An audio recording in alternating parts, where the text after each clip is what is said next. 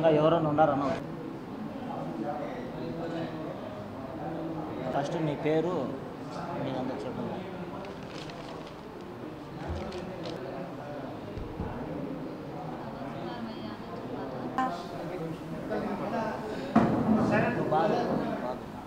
నిన్న 4వ తేదీ అనే రోజు ఉదయము మేము మియా అనే అతన్ని కలచడానికి వెళ్ళాము. అతను మా అన్నయ్యకి మహేశ్వర్ రెడ్డి అనే వానికి నా 50 లక్షలు డబ్బులు ఇవ్వాలన్నయ్య. 13 ఏళ్ళు అవుతుంది, సంవత్సరం కాదు, 2 ఏళ్ళు కాదు, 5 ఏళ్ళు కాదు, 50 లక్షలు లెక్క అన్నయ్య. అతని నమ్మి మా అన్నయ్య అనేవాడు 20 మంది ఇంట్లో సంసారం తెచ్చి అతని చేతిలో ఒక్కని చేతిలో పెట్టినాడు. మేము ఇట్లా ఇన్ని రోజులు ఇన్ని ఏళ్ళు ఇట్లా చేస్తే ఎట్లా అని అడగడానికి పోతే మీరెవడు ఆడ తుసుకు పుసుకులు, మీకు ఎంత అర్హత, మీరెవరు నన్ను అడగడానికి అని మా ముందుకు వచ్చినాడు. మేము అది ఇది సార్ అని గలాట చేస్తుంటే జనాలంతా చుట్టుకున్నారు. సారోళ్ళు సిఐ సారు వచ్చినాడు, స్టేషన్కు తొడకపోయినాడు. మేము సారోళ్ళు మాకు ఏమీ తెలియదు, మాకు స్టేషన్ గురించి కూడా తెలియదు. మేము అడగడానికి పోయాము. ఇన్నేళ్ళు స్టేషన్ల చుట్టూ రాజకీయం చుట్టూ తిరిగే వాళ్ళమైతే మేము అడగమా? అతను పార్టీలో ఉన్నాడని మాకు తెలియదు నిన్నటి వరకు. పార్టీలో ఉన్నప్పుడైతే మేము బలవంతం చేసి ఇప్పించుకోలేమా డబ్బులు? సార్ని అమ్జద్ బాషా గారు సార్ని అడిగి మేము డబ్బులు ఇప్పించుకోలేమా?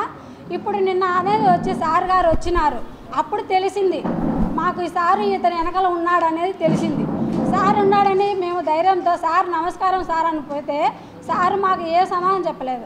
మేము కొట్టినాము, వాళ్ళు కొట్టినారు, ఎవరో కొట్టినారు, దెబ్బలైనాయి, హాస్పిటల్లో చేర్పించానని చెప్పి వెళ్ళిపోయినాడు తప్ప నిన్ను ఎందుకు కొట్టినారు, నీకు ఏమి జరిగింది, నువ్వు వాళ్ళకి ఏం చేసినావు, వాళ్ళకి ఎంత అన్యాయం చేయకపోతే నిన్ను కొట్టారు.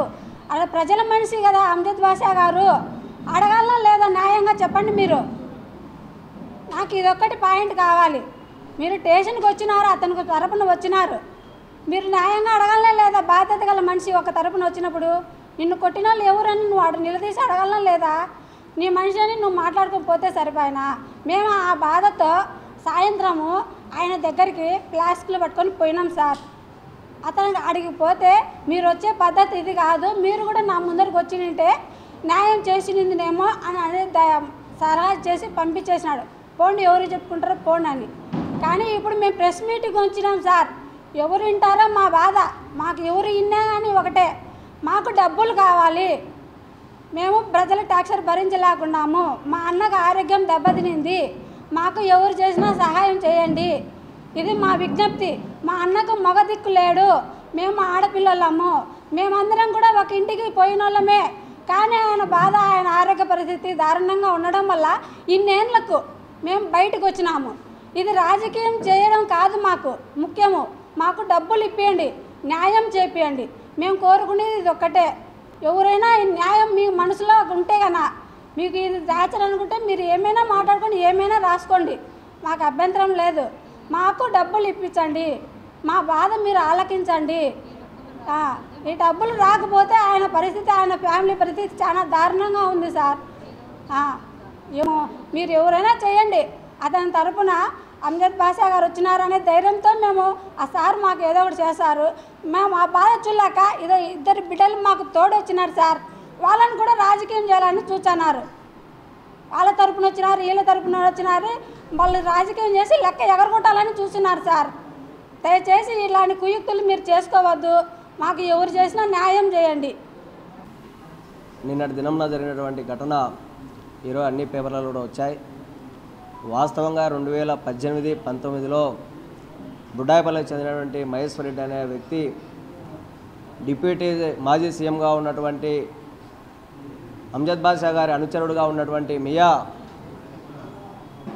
దశల వారీగా 5 లక్షలు, 10 లక్షలు, 20 లక్షలు డబ్బులు తన వ్యాపారాల సంబంధాల రీత్యా డబ్బులన్నీ కూడా తీసుకొని వీళ్ళిద్దరి మధ్య సైకత నడుస్తున్న నేపథ్యంలో అసలు వైసీపీ ప్రభుత్వం వచ్చిన తర్వాత వీళ్లకు డబ్బులు వడ్డీ కానీ అసలు కానీ వీళ్ళకు రాసినటువంటి బాండ్ పేపర్లు కానీ ఇవాళ చెల్లుబాటు కావు, మేము డబ్బులు ఇచ్చినామని చెప్పి ఇవాళ రాజకీయంగా పలుగొడిని ఉపయోగించుకొని 5 సంవత్సరాలు కాలయాపన చేసి ముగ్గురు ఆడబిడ్డలు కలిగినటువంటి మహేశ్వర్ రెడ్డికి అన్యాయం చేశారు.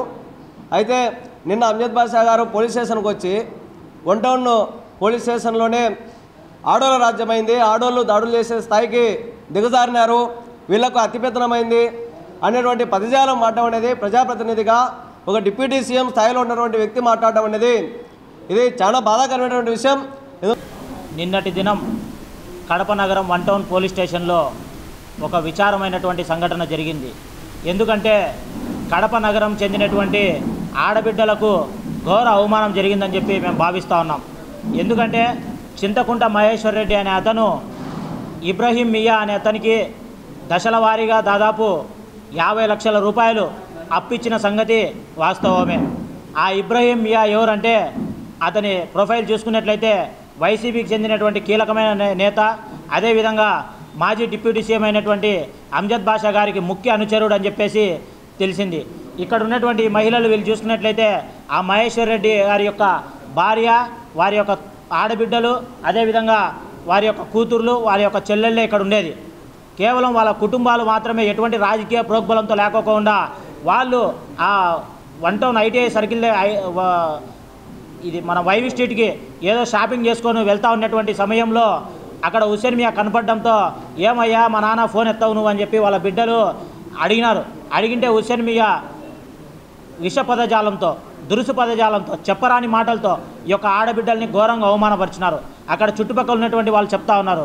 ఆ అవమానానికి భరించలేక వీళ్ళు ఏందయ్య ఎట్లా మాట్లాడతామని చెప్పి గట్టిగా కేకలు వేయడంతో అక్కడ చుట్టుపక్కల అందరూ చుట్టేసి ఒక యుద్ధ వాతావరణం నెలకొని ఉంది. ఎంటమంటే వీళ్ళు పోలీసు వారికి సంప్రదించడం జరిగింది. పోలీసు వారు వచ్చేసి ఆ సంబంధిత హుస్సేన్ మియాని తీసుకొచ్చి పోలీస్ స్టేషన్లో పెట్టారు. పోలీస్ స్టేషన్లో పెట్టిన తర్వాత ఆగమేఘాల మీద 10 నిమిషాల్లోనే ఈ యొక్క అంజద్ బాషా గారు పోలీస్ స్టేషన్కి వచ్చారు. మేము పోలీస్ స్టేషన్కి రావద్దని చెప్పలేం, నీ అనుచరులను కాపాడుకోవద్దని చెప్పలేం. కానీ పోలీస్ స్టేషన్కి వచ్చినటువంటి వ్యక్తి, ఇక్కడ ఉన్నటువంటి మహిళలు కూడా ఉన్నారు, అక్కడ వాళ్ళు కూడా కడప నగరం చెందిన వాళ్ళే, వాళ్ళకు కూడా నువ్వు ఒక ప్రజాప్రతినిధిగా పనిచేసినావు, ఈ విషయం ఏమైందని కనుక్కోవాల్సినటువంటి బాధ్యత ఈ యొక్క అంజద్ బాషా గారికి ఉందని చెప్పి మేము గుర్తు చేస్తూ ఉన్నాం. ఎందుకంటే సాటి మహిళలు వచ్చి పోలీస్ స్టేషన్లో ఉన్నారంటే కనీసం వాళ్ళ దగ్గరికి వెళ్ళి ఏం జరిగిందమ్మా, ఏం అన్యాయం అనేది కొంచెమన్నా అడగాల్సిన బాధ్యత ఆయనకుంది. అట్టగున అడుక్కోకుండా ఏం మీరందరూ మహిళలు రోడ్లు ఎక్కుతారా, ఈ ఇంట్లో నుంచి బయటికి వస్తారా, ఈది తిరుగుతారా, ఎంత మీకు రాజ్యం వచ్చిందని చెప్పి హేళంగా మాట్లాడడం అనేది తీవ్ర బాధాకరం. దానిని మేము తీవ్రంగా ఖండిస్తూ ఉన్నాం.